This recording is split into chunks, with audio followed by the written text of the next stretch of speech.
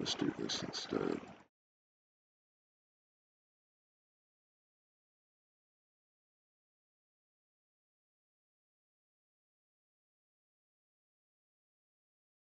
Just the way I sit back with the bag that leaves me to be the famous MC.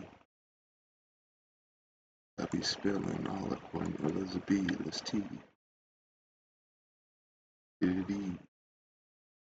I'm glad that man said that because I'm about to set this shit right.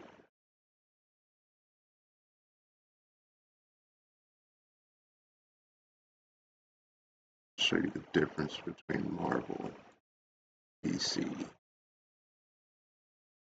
Definitively. It's the bottom line.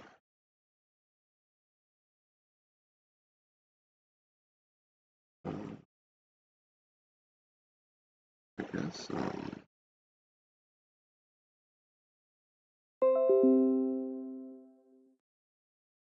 I'll just put it down here. Oh, I'm doing it multiple.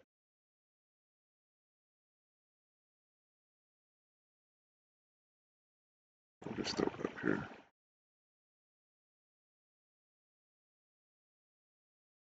We don't even need to see it anymore. We just need to hear it. Talking.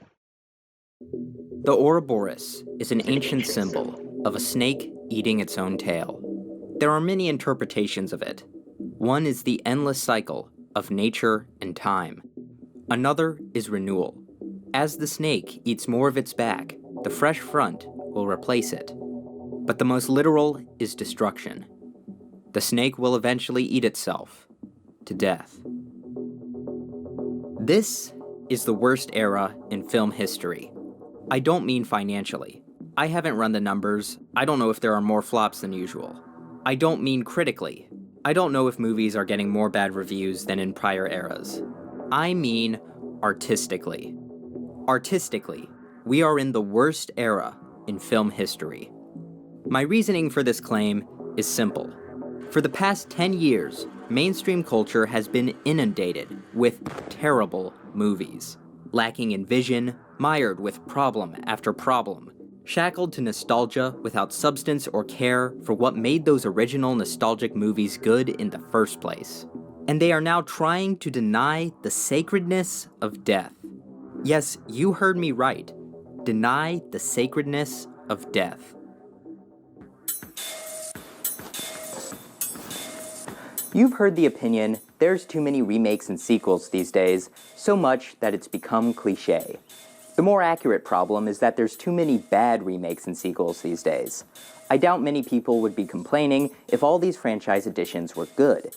However, I also don't think a landscape filled with remakes and sequels and little else is likely to be good. You may say, well, hang on, that's just the super mainstream. What about all these original indie and low-budget films coming out? And I will retort, those are good to have, but mainstream culture is important. It's where the most money is. It's what gets the most eyeballs. I think it says something about us, and it says something about the creative limitations of some of our most paid artists, that mainstream culture is so derivative right now. We are in an age of not just copies, but bad copies, and I intend to watch it all burn to the ground. Psst, there's something I want to tell you about. My heritage. Last time I told you that our family has a picture on our kitchen island with several ancestors in it, and they all look pretty radical. Problem is, we don't have any idea who most of them are. That's why My Heritage is an illuminating website. It can search through 20 billion historical records, and all you need are a few names and dates, and it will start to fill in your family tree with better and even new information. Instant Discoveries is a way for new people to be added to your tree automatically. I can add people I know are in my past, which can connect me with more potential ancestors. Hey Mom, I'm on the My Heritage website again. I loved how you found that other photo of my grandmother when she was probably 3 years old. That's your mom? I don't know, man. It really activates Your mom sounds that very section young. of my brain that's dedicated to my grandmother. It's like, even at the age of believe that's 3, your mother, I'm bro. looking at her in that touched-up photo. Your mom's a robot. Yes. I'm like, oh my gosh, it's like I see her. Can you tell me who this person is? I have no idea. Was there a clue on my heritage? I Really? found an alternative That's photo. not your mom, dude. And I'm pretty certain that's your probably the same sister or person. something. This is Oh my Nancy gosh. James, Nancy James. born in 1855. She was born in Wow. Tennessee, grandmother of your grandmother. If this kind of family sleuthing interests you, sign up for a 14-day free Hold on, trial bro. with the Hold on. link Is that below really and your enjoy mother? all MyHeritage has to offer. Thanks to MyHeritage for sponsoring this video. I'm doing a video. The Star Wars franchise has got to be the most analyzed franchise in the 21st century. The Star Wars sequel trilogy has been critiqued possibly more than any other franchise edition in history, even more than the infamous prequel trilogy that came before it. But why is that? I won't belabor this point, because you've heard it a lot. The sequel trilogy, and a vast majority of Star Wars media under Disney, is heavily flawed. And this is not something that is simply my personal opinion. Watch the entirety of the original 3 Star Wars movies and count things that are mistakes. Objective mistakes. A stormtrooper in the background hitting his head on a door, or Luke kicking too far from an actor to look like it connected. But what about coincidences or contrivances in the plot? Take the sequence where Luke gets more and more of his friends captured in Jabba's palace in an attempt to rescue Han Solo. If you really analyze this plan, it doesn't make a lot of sense. And if you tallied up these problems across the entire original trilogy, at the upper end, you'd probably have 100 problems. Some big, some small. Which by no means is unusual when creating a large and complicated fictional story and world. When you get to the prequel trilogy, these problems become more numerous and more severe. Why do the Jedi use Force Run once and never again? Why does Obi-Wan smash through a window to latch onto this drone when he could easily plummet to his death? Why isn't this assassination drone built to self-destruct so no one can track it back? I know Obi-Wan is a Jedi, but this is downright suicidal. How is an electrified spear thrown very hard capable of shattering Star Cruiser windows? But I think the worst of the prequel's flaws have to do with the characters. Like how Anakin Skywalker goes from being tempted to the dark side and maiming someone to defend another, to slaughtering innocent children in mere minutes. Or how Obi-Wan leaves Anakin to brutally die. What compounds problems like these is that the prequels affect the continuity of the original trilogy. Across all the prequels, I would estimate there may be 1,000 problems. Some big, some small. Which is a lot. Again, these are estimates. The exact number doesn't matter too much. The point is that from trilogy to trilogy, these problems increase in quantity dramatically. And when I talk about problems, I'm not talking about stilted acting or whether I have an emotional connection to the films. I'm talking about things that don't logically follow. Errors that may not be noticed by the audience at first, but are nonetheless still there and tend to damage the work upon further contemplation. And if fixed, would make that piece of media better. When you get to the sequel trilogy, across all 3 films, I estimate there are thousands of problems. A knife is painted out of the background to keep Rey from dying during a fight scene. The half-sunken wreckage of the Death Star is used as a marker for a knife map that can only work while standing at a specific point on the landscape while pointed at a specific part of the wreckage. All of this while ignoring the fact this wreckage should not exist in huge pieces like this anyway. Kylo Ren's TIE Fighter gets damaged, rolls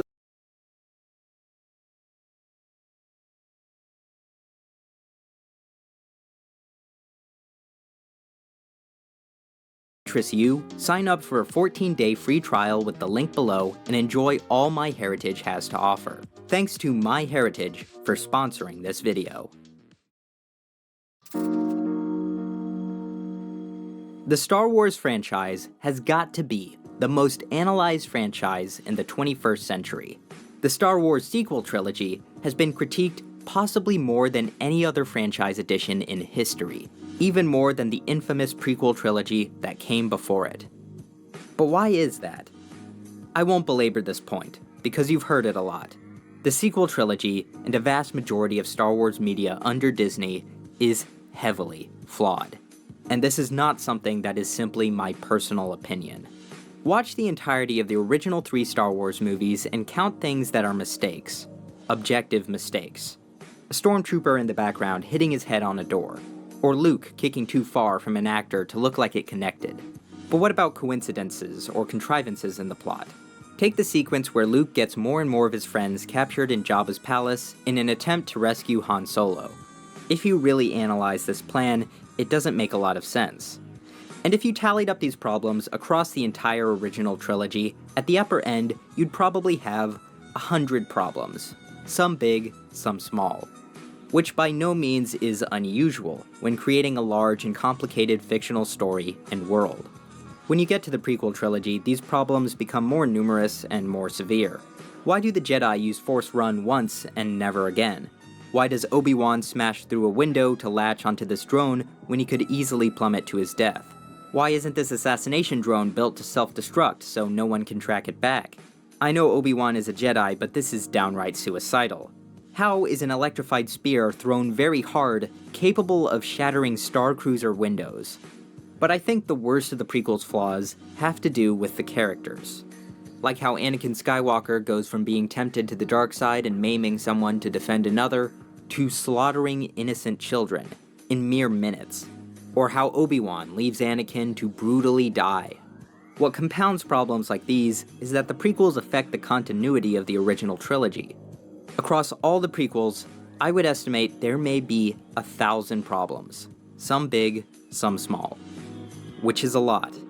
Again, these are estimates. The exact number doesn't matter too much. The point is that from trilogy to trilogy, these problems increase in quantity dramatically. And when I talk about problems, I'm not talking about stilted acting or whether I have an emotional connection to the films. I'm talking about things that don't logically follow.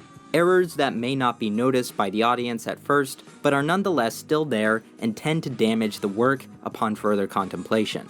And if fixed, would make that piece of media better. When you get to the sequel trilogy, across all 3 films, I estimate there are thousands of problems. A knife is painted out of the background to keep Rey from dying during a fight scene.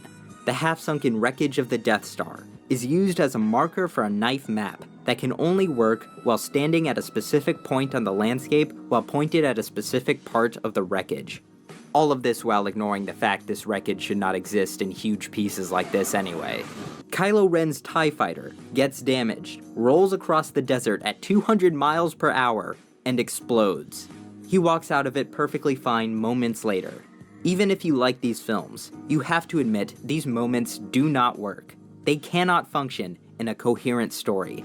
You have to admit these films would be better without these problems. Yet these films are riddled with them. It is rare for any given scene to not have a problem within it. And what compounds problems like these are how they affect the original and prequel trilogies. The Force Awakens was hugely influential on the film industry in ways we have only recently begun to comprehend. Much of the teasing in the movie and trailer is echoed in sequels of similar franchise giants. The Force Awakens rehashes the general plot structure, themes, and iconography of A New Hope, which satisfied most people at the time, but in hindsight, the film had very little substance in itself. Beyond a few concepts of concepts, it had no merits that stood on their own. The Last Jedi also borrows iconography and themes of The Empire Strikes Back, such as the rebels being scattered and hunted throughout the film, but you're left wondering why the Resistance, which should be in power, is being chased and outgunned by those who shouldn't have an overwhelming force? Sure, there are plenty of original ideas in the film too, but they only seek to cut short plot lines that had been established in The Force Awakens. And finally, you have the rise of Skywalker, which is so blatant in its borrowing that it resurrects a villain from the original trilogy who exploded twice. Throughout the whole sequel trilogy, even things like spaceships are simply original trilogy ships but painted black, or soft reboots of original trilogy ships. There is no natural evolution in technology. There is no changing of the power dynamics in the galaxy. There is no change in the strategies or behaviors of the warring factions from the decades before. And even though they tease us with potential ideas, there is no change in how we understand the villains or the heroes. After the conclusion of this trilogy, it became blatantly obvious that they had no overarching plan. You don't end up with this many problems within a trilogy because of a few slip-ups. Your priorities have to be seriously out of whack from the very beginning. There was clearly a lack of communication between teams, a lack of time, a lack of care. From the very beginning, Disney wanted to recapture the magic, feel, and success of the original trilogy, but did not have the planning, skills, vision, or originality to do that. If they did just rehash the original trilogy, it might have done okay. The problem is the sequel trilogy isn't just a copy of the original trilogy, it's a bad copy. All they could do was chew up what they had before and spit it back out. In the Ahsoka TV series, based off of a character in the animated Star Wars The Clone Wars series, they have to bring back Hayden Christensen's Anakin Skywalker. They have to tease us with Darth Vader. In the Book of Boba Fett, they have to bring back Cad Bane, one of the coolest characters in the animated Clone Wars, just to kill him off after a couple of scenes. Truly baffling, they put in the effort to bring in this character in live action just to unceremoniously end his story forever. At the end of the Han Solo film, they have to tease us with Darth Maul of all people. I just remembered this. At the end of Obi-Wan, they tease us with Force Ghost Qui-Gon Jinn. Even in The Acolyte, despite how terrible it is a show with 90% brand new, never before seen or referenced characters. But still, it has to have a Sith with a black spooky mask and unconventional red lightsaber. And has to tease us at the very end with Darth Plagueis and Yoda. They cannot help themselves. Could Star Wars TV shows utilize these existing characters to enhance their stories? Yes. Will they ever use them as anything else than as a crutch to prop up their own terrible scripts with memories of better things? No. That's all they've done. That's all they'll ever do. Andor is their one good show, which makes it miles ahead of these other shows, and it doesn't have any of these silly character teases. The only thing against it is that it's slower. The original Star Wars was a product of multiple influences reforged into one work from a genuine artist during a time where innovation was necessary. I don't think Disney in its current form is capable of replicating that right now. The Star Wars brand now has significantly more movies and shows that are bad and forgettable than it does movies and shows which are good and special. Disney has diluted the brand and its identity. In the trailer for The Skeleton Crew, we see alien environments that don't feel alien. There are aliens walking alien pets, aliens going to school, taking tests, and wearing backpacks. Aliens walking down concrete roads and sidewalks that go to homes with pitched roofs. This isn't a Star Wars neighborhood. This is a Disney Channel original movie suburb with a coat of paint. It speaks to such a lack of imagination. As long as artists are making things that are only references to their own brand, that are only inspired by this incest of ideation, I don't think we're going to get good movies, let alone worthy sequels. When you look at the recent Marvel movies and TV shows, they are also riddled with problems just like this. In Endgame, they spend a good chunk of the movie simply revisiting Marvel's greatest hits in the form of time travel. Spider-Man No Way Home is a better movie than you'd expect, but it does rub me the wrong way how they have to bring back Sam Raimi's villains and previous iterations of Spider-Man in this convoluted way. At least the film has the balls to rehandle characters in previous films that were not well received. But I fear Hollywood learned the wrong lessons from the success of this movie. Doctor Strange in the Multiverse of Madness was the last Marvel project I ever saw in theaters, and it was so bad it gave me a headache by the time it was over. Besides constantly not making sense, and fundamentally not understanding what infinity actually means, they, for some reason, bring in recognizable characters such as Professor X, played by the Patrick Stewart, Mr. Fantastic, played by John Krasinski, Captain Carter, Captain Marvel, and Black Bolt, just to 5 minutes later, kill them all violently, in the dumbest ways possible, because Wanda wants to be with her imaginary kids. It's baffling. When you look at the Rings of Power series, it's also riddled with problems and callbacks. When you look at Deadpool and the Wolverine, it's riddled with problems and callbacks. Alien Romulus is riddled with problems and callbacks. Get away from her, you bitch! Get away from her, you bitch. Oh god, I haven't even mentioned all the Jurassic World films, all the new Terminator sequels, Wonder Woman 1984, Matrix Resurrections, yet another old Indiana Jones. Ever since 2015, there's not just been a bunch of sequels released every year, but there has been at least one infamous sequel released every single year.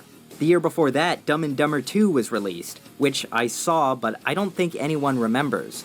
All I can recall is how gross and old Jim Carrey and Jeff Daniels looked. What actually happened in that movie? Wait.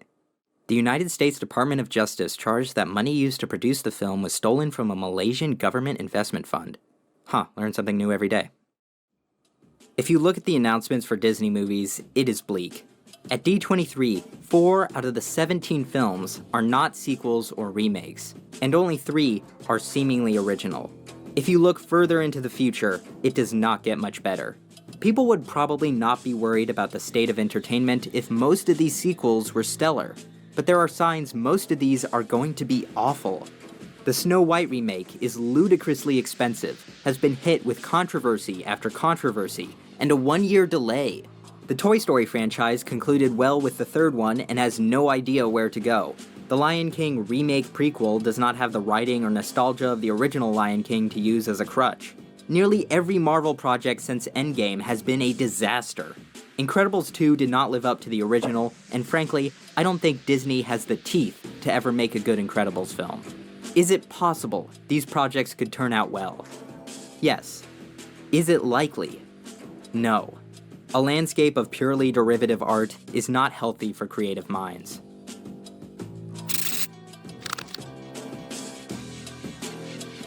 I used to think there were no bad ideas, only bad executions. Now, I'm not so sure about this.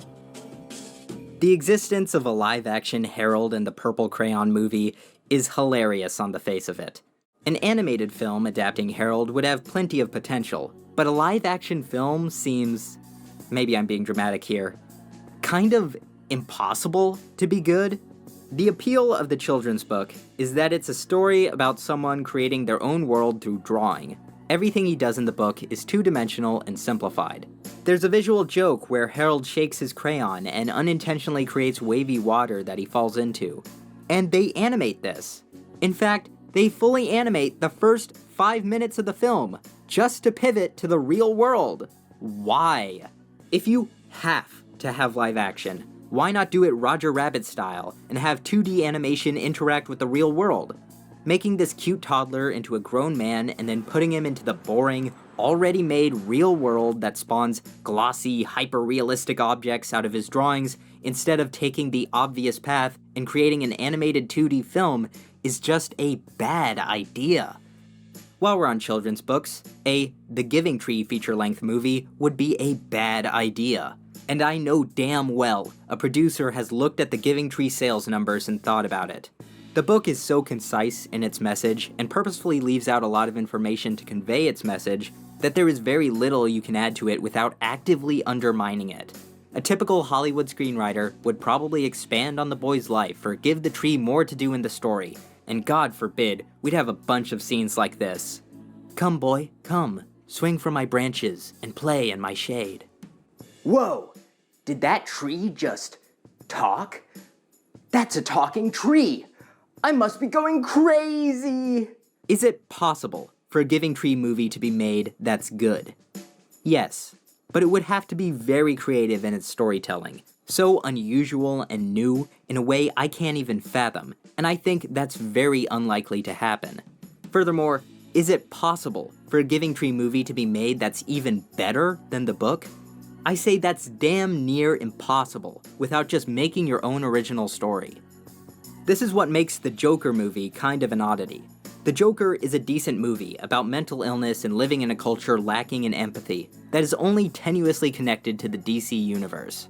It's a Trojan horse movie, sneaking in an original story into something masquerading as a DC supervillain film. After Joker's success, I was kind of expecting more original stories with big franchise paint on them, but I can't recall any more examples like this. The Lego Movie is a film that you would not expect to be good, but surprisingly is.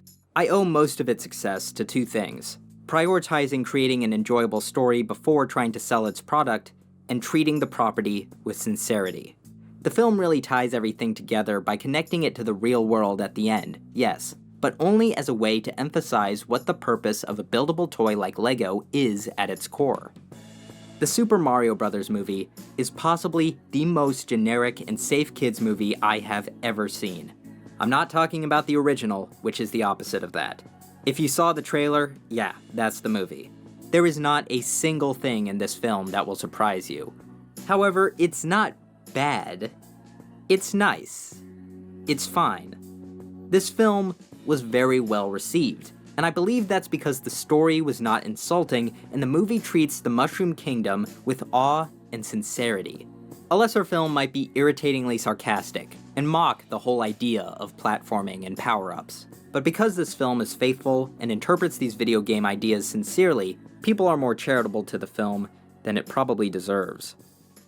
Judging by the trailer, the Minecraft movie is going to be profoundly mediocre. I can just feel it, dripping with insincerity. Oh, the main character you play as in the game is named Steve. How stupid is that? I'm gonna roll my eyes. This guy is such a tool bag. Look at the animals and how derpy they look. Wow, the world is made of blocks. Isn't that weird? Isn't that just heckin' crazy? What the hell? You don't have to place things right on the crafting table to craft. Who cares? I hope this trailer is just really misleading, because it depresses me that no matter what happens, it's still going to make $1 billion. Right in the middle of editing this, the trailer for the Electric State movie, based off of Simon Stålenhag's graphic novel, was released.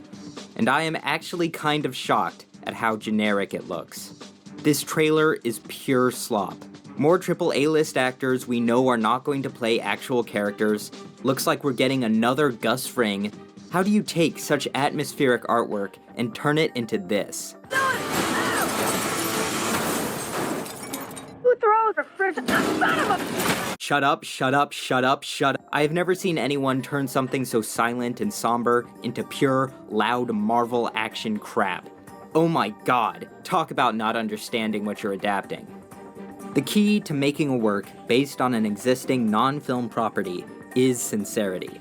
Treating the thing you're adapting seriously and understanding it on its own merits. And if you understand it on its own merits, you'll understand that the typical fictional character enters the real world or vice versa plot, and treating a property like any other property isn't going to cut it for most things. You're going to have to be unconventional. You're going to have to work by and understand the rules of that cultural artifact, or else you're just taking something in our culture and reheating it for the masses.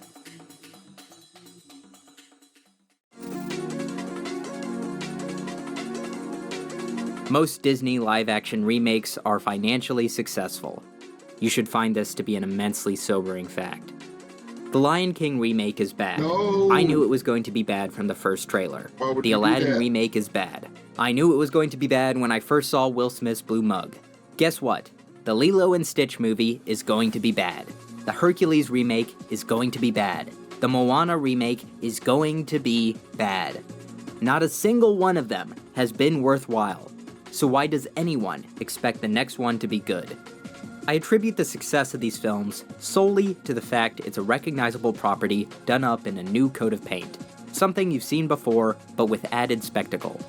I can moan and groan about Hollywood's lack of originality and artistic drive, but people, regular, common people, continue to pay for these movies. We're paying for our culture to be cannibalized. What the general public needs to realize is these remakes aren't just copies, they're bad copies. Just look at YMS's video on the Lion King remake to see that this remake is demonstrably worse than the beloved classic it's trying to imitate in seemingly every way, from the animation to the music to the voice acting to the story itself. I expected the Aladdin 2019 remake to be just below average.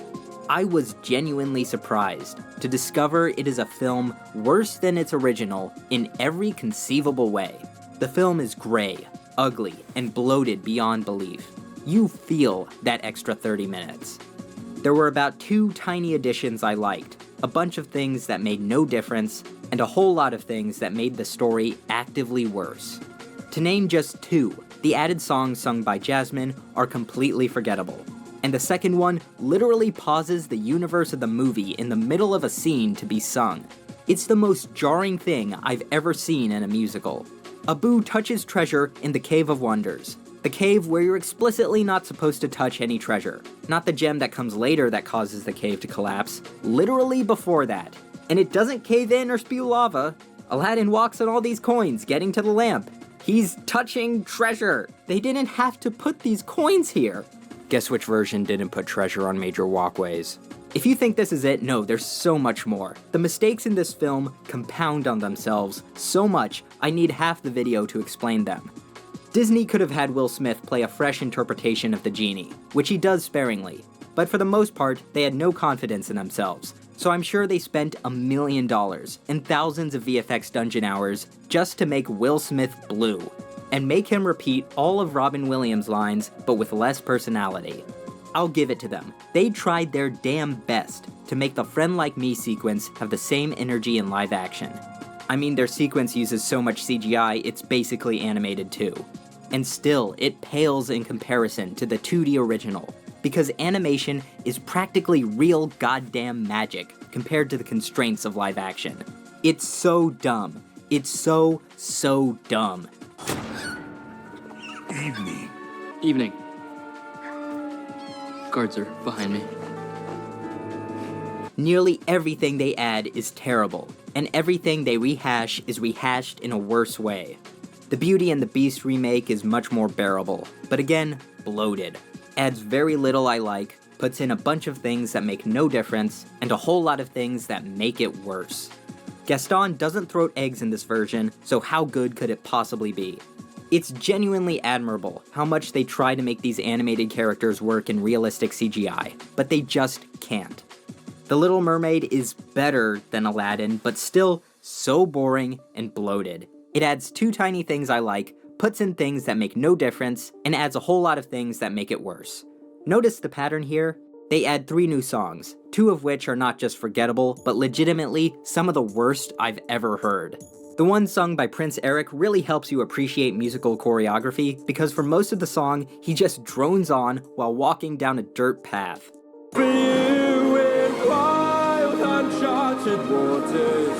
Melissa McCarthy. Alright, even good portrayal of Ursula. Nice job. They seem to try less with the design and animation of the sea creatures, especially during the Under the Sea sequence, which has not a single animal playing a nautical-themed instrument. I find it comforting that this film was a financial disappointment for Disney. No, don't put that sand dollar in your pocket, sir. Not in your pocket. You'll get mixed in with the others and become just a regular sand dollar. Which it is. Besides parts of Aladdin, which is amazingly bad in the second half, all these remakes left my mind almost as soon as they entered. Their greatest sin is that they're boring. Artistically, there is nothing to be gained from these, because these aren't just copies, they're bad copies. Wait a second, Solar Sands. There are good copies out there too. Come on, get out of here. Hey guys, Solar Sands roommate Kino Corner here. I know it's easy to say that all remakes are bad. Hollywood is running out of ideas. They can't stop running out of ideas. But you know what? This might be controversial for me to say, but not all remakes are bad. In fact, some of them are great.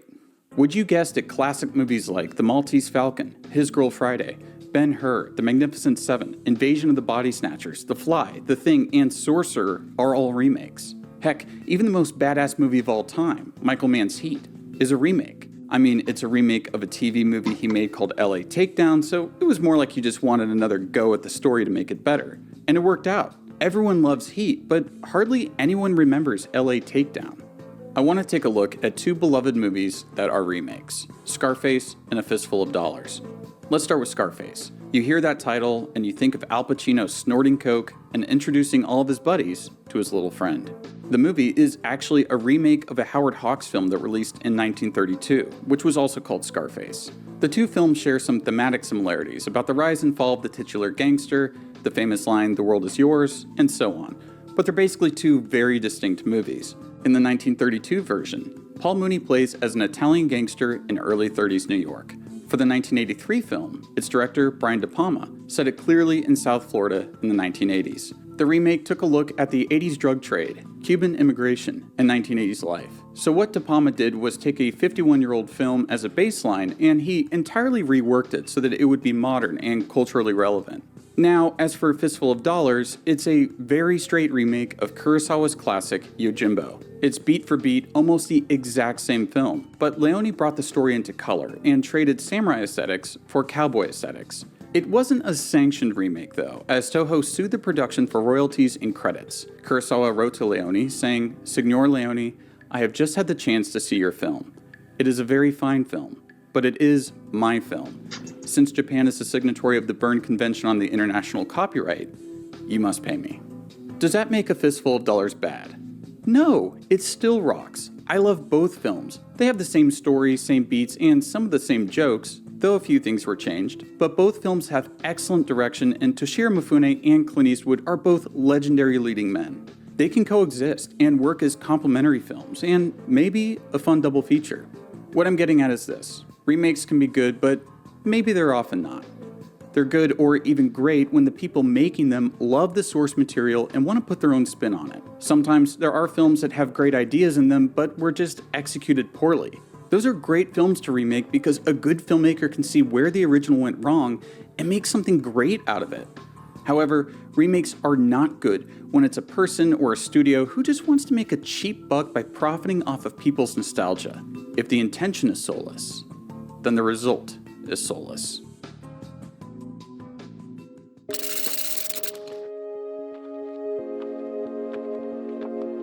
When I first saw the CGI version of Peter Cushing's Grand Moff Tarkin show up in Rogue One, the worst of my feelings were that I could tell it was CGI. These days, I fear it was the beginning of something much more insidious. While using old footage and computer manipulation to create scenes using the likeness of a long-dead actor has been tried as far back as 2004, it has become more and more commonplace to simulate the likenesses of long-deceased actors using CGI and AI, and puppet them around in movies.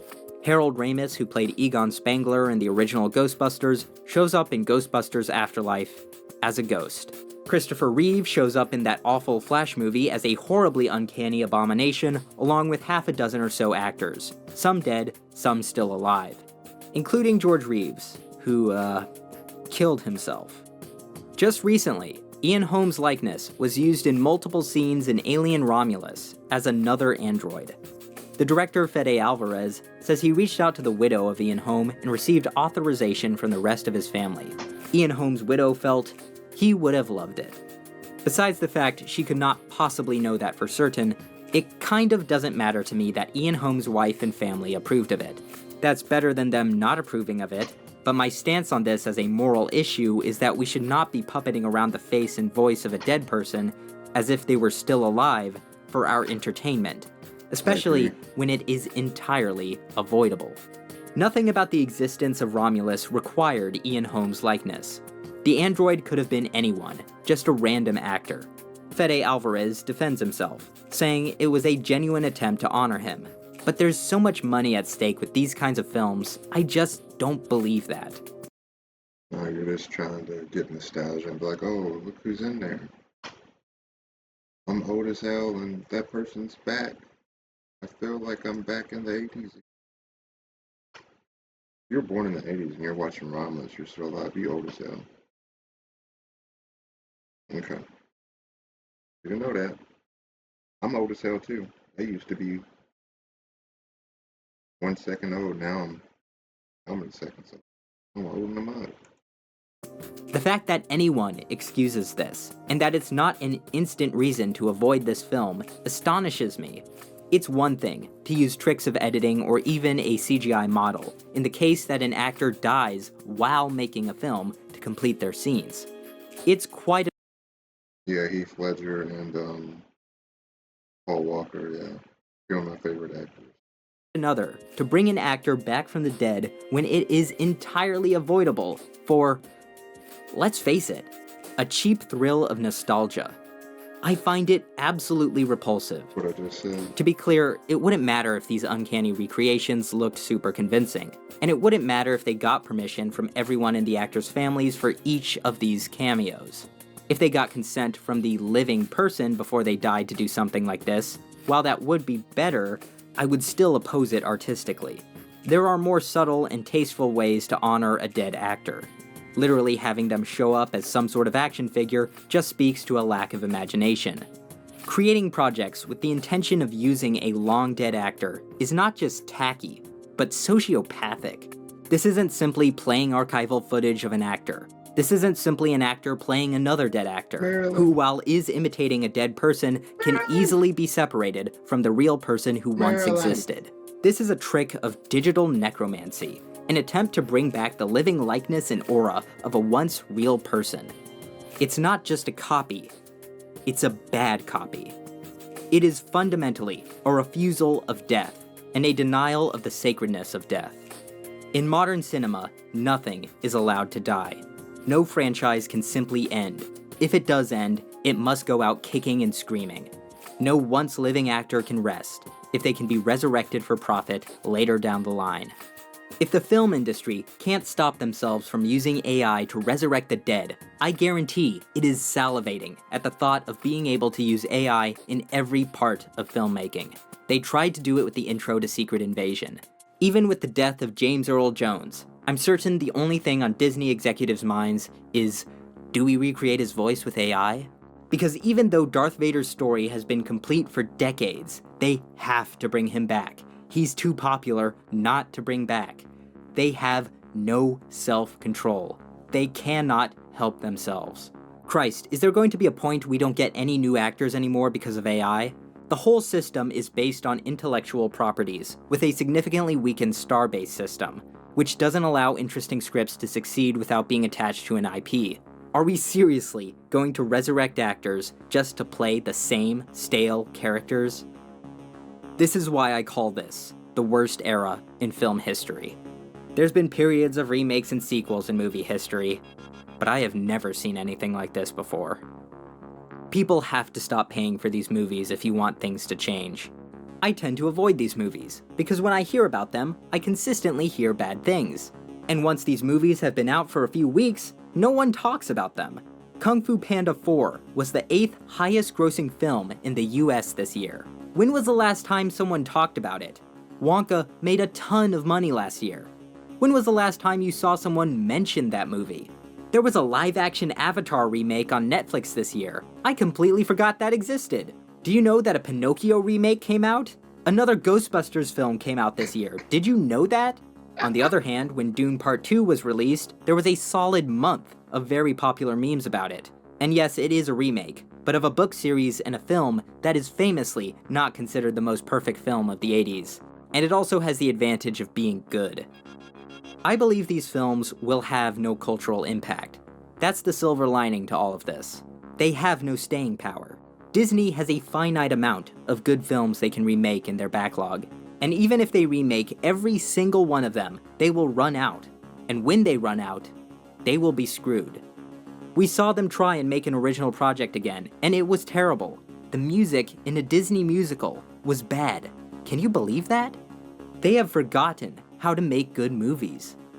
When people say that if you keep complaining about all these movies, all these Star Wars projects, all these sequels and remakes and films based off other properties, maybe you won't get any more, as if the audience was some sort of misbehaving child.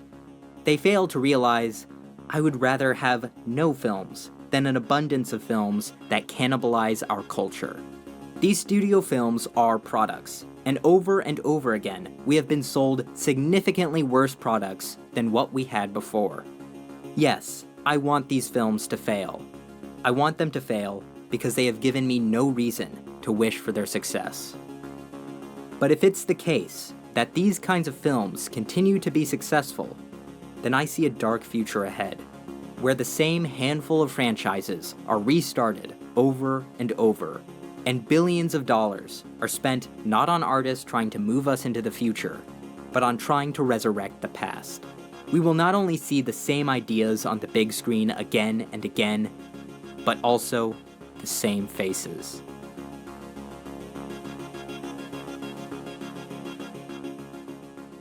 Reminder that if family sleuthing interests you, sign up for a 14-day free trial with the link below and enjoy all MyHeritage has to offer. Thanks to MyHeritage for sponsoring this video. Another announcement, Fudo, a tech company who employs some friends I know, is holding a contest for all UI and UX designers. The contest is to create a new cohesive design language for their brand and apps. The grand prize is $5,000 along with a chance at a full-time position. It's only open to US residents over 18. If you're interested in applying, you can learn more at contest.fudo.org. I'm not being paid to say this, it's just a potential job opportunity for any artists and designers in my audience. A special thanks to the Kino Corner for his segment and help with this video. His channel is linked in the description. The names scrolling past are my patrons from Patreon, who help support the channel. Their funds allow me to make videos like this and more. If you want to become a patron, you also get access to behind-the-scenes material, some of my writing, early video announcements, and access to my fan Discord. Just click the link in the description below. Anyway, my name is Solar Sands, and goodbye.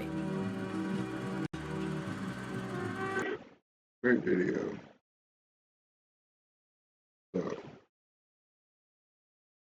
oh.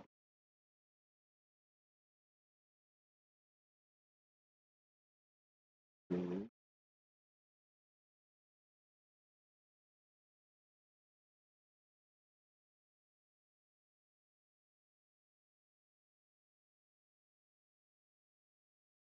So a great story only needs to be told once. That's simple.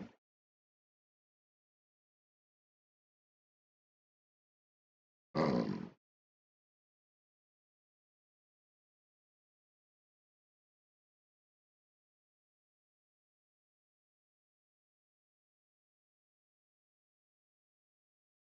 about to be this top 250. Actually, let me go on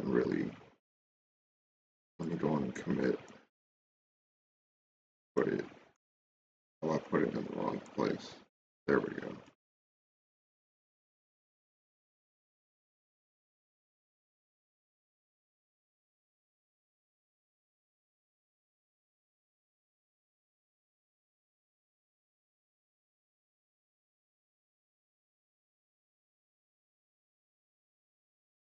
So like the top 10 movies all time on IMDb.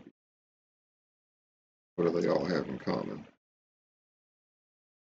No time travel. No timelines changing. Like, matter of fact, let's go down until we see time travel, time changing. That's not Back to the. But I mean, trying to do rigmarole. See how long it takes. Well, Inception doesn't count. That's the whole concept of it. I'm talking like multiverse stuff.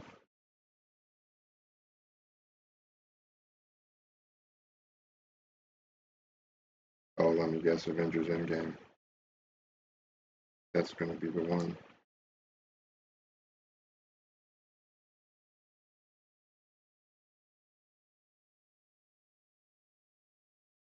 Oh, movie is not that good. Doubt it. Is that a cartoon? Stop it. Stop it. Stop. I could care less about Spider-Man movies. Those are for kids. Spider-Man is for kids, man. I love Spider-Man. I really do. But as a grown man, I don't care. Like, I'm not going to sit and watch a Spider-Man movie. I saw the last Spider-Man with all three Spider-Mans in it with my brothers.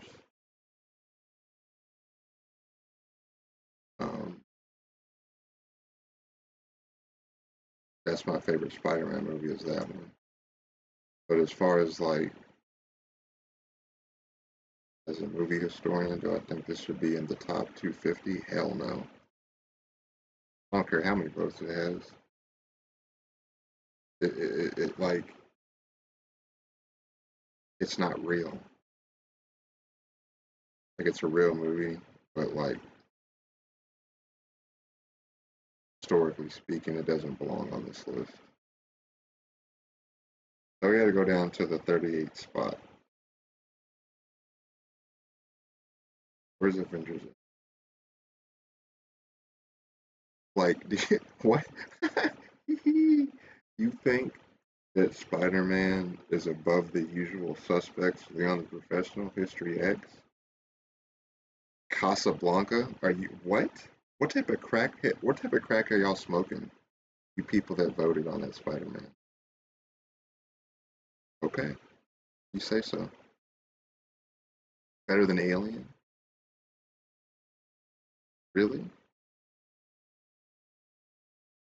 WALL-E is a way better movie. WALL-E is a cute movie. I love WALL-E. WALL-E can be my friend. WALL-E can watch my cats. Oh, Infinity War, okay. So there's really two so far, Infinity War and then Spider-Man. So it's two movies.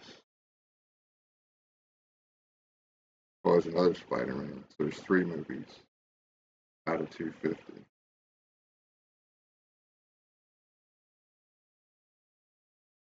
No way in hell any of them Spider-Man movies is better than The Shining. What type? Y'all are crazy.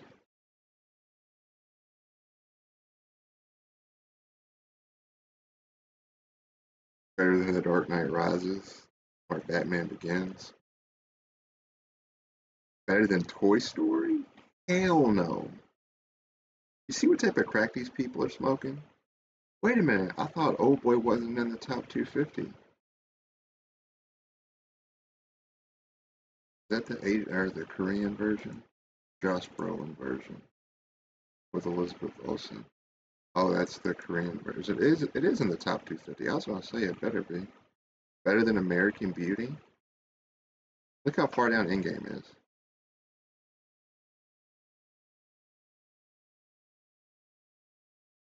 Better than Good Will Hunting? Better than Braveheart? Better than Joker? Better than Requiem for a Dream? Better than Star Wars, Spider-Man? If y'all leave a comment and say in them Spider-Man movies is better than Return of the Jedi, you need to never pay for the internet again and go live under a rock at the Eternal Sunshine of the Spotless Mind Road, because you clearly have something going on in your mind that is just totally insane.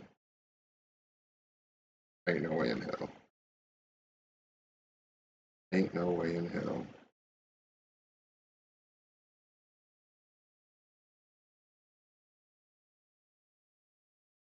But most of these movies don't have time travel. Like 3 out of 250 that I've seen. I don't really need to keep going. Better than those Spider-Man movies are better than Jurassic Park. Stop playing. Better than The Sixth Sense? Y'all are nuts. Not you, but ever better than Kill Bill. Better than A Beautiful Mind. I'm petrified, mortified, stupefied by you. Come on, man. It's just the kids. There's probably mostly kids voting on that movie, man. I promise you. Probably a bunch of 12-year-olds, 14-year-old boys, 10-year-old boys. They got younger boys. They got older brothers. Like, oh, bro, let's make all these accounts and vote on Spider-Man. Spider-Man. It's for kids. That Spider-Man shouldn't even. That cartoons. Yeah, Spider-Man No Way Home should be above the other Spider-Man. Period. Cartoons don't belong on this list. This is for real movies, like real live action movies, not cartoons. Not a single cartoon belong on here. Not like aimed at kids, I mean, because kids don't know what the hell life is. They just know Spider-Man and they love Spider-Man because he can do cool stuff.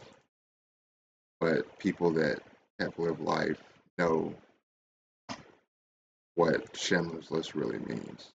See what I'm saying? Two completely different contrasts. Oh shoot. that Cool Hand Luke? I mean, I haven't even seen that movie. I've heard of it though. But most of these movies on this list I've seen. Why is The Exorcist so low? Over Wanda? Great movie. Anyways. Anti-ways. So the point is, the difference between Marvel and DC and why The Dark Knight is number 3 is really number 1. People just don't know how to. Some people voted The Dark Knight like at like 1 star, and that's what messed it up.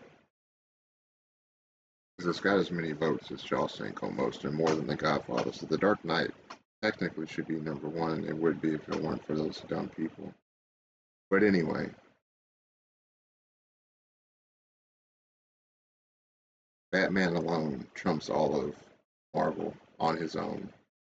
Batman and the Joker. Real simple. A bad guy, a good guy, no time travel. Great story, great acting, great character development, great lore. The greatest. Batman. Looking right at it. The fact.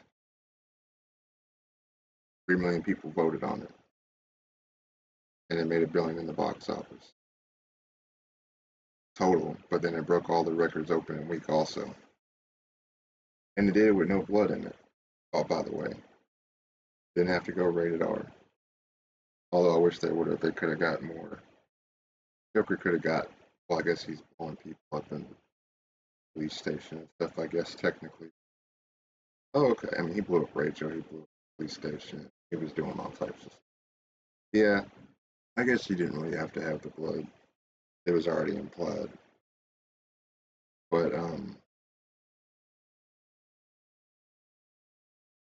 yeah, that's for all you Marvel people out there. Your multiverse it ain't working. It never has, it never will.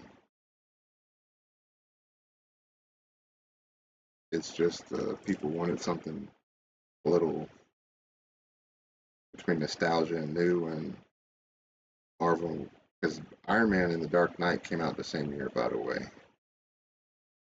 Heath Ledger was going to win that Oscar regardless. Robert Downey Jr. had 0 chance. If you thought he was going to win, then you are delusional. But that's okay. Heath Ledger did not win that Oscar because he died. He won it because he earned it. So, and if you don't like that, then I don't know what to tell you. But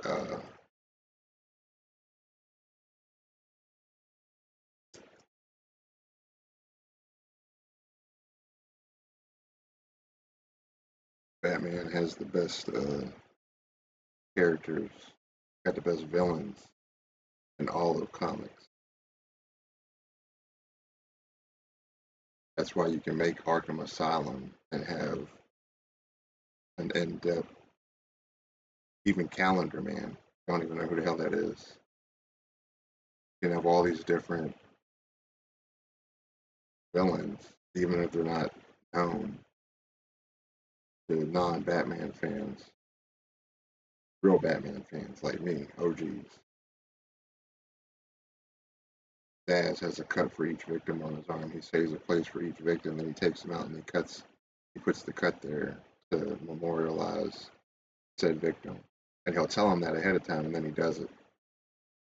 Batman interview. But you just got Thanos snapping his fingers like Lil Jon. You know what I'm saying? Like, doing a Carlton and snapping his finger. Okay. Yeah, ooh, snapping your finger is so scary. Now, I'm worried about the guy that's trying to be like Michael Myers. I'm worried about that guy. You snap your fingers and you kill me, then hey, that didn't hurt. Just don't cut me no more, please. That hurts. It's like hell. So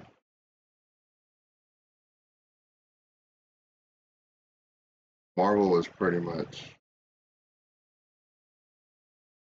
The only thing in Marvel that really got me emotional was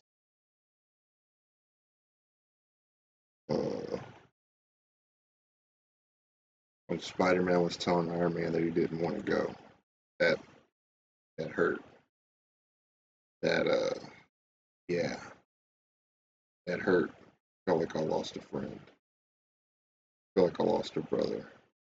But Marvel really ain't got much stuff that's like really like meaningful like that. Few and far between. And when Aunt May died in Far From Home, yeah. But that actress is really hot, so I'm a little biased. I like brunette. But it was still sad though. So yeah, Aunt May and then Spider-Man saying he didn't want to go when Iron Man was holding him. That's literally the only two things I can think of in all the Marvel movies where I actually like literally got like was upset emotionally, invested upset.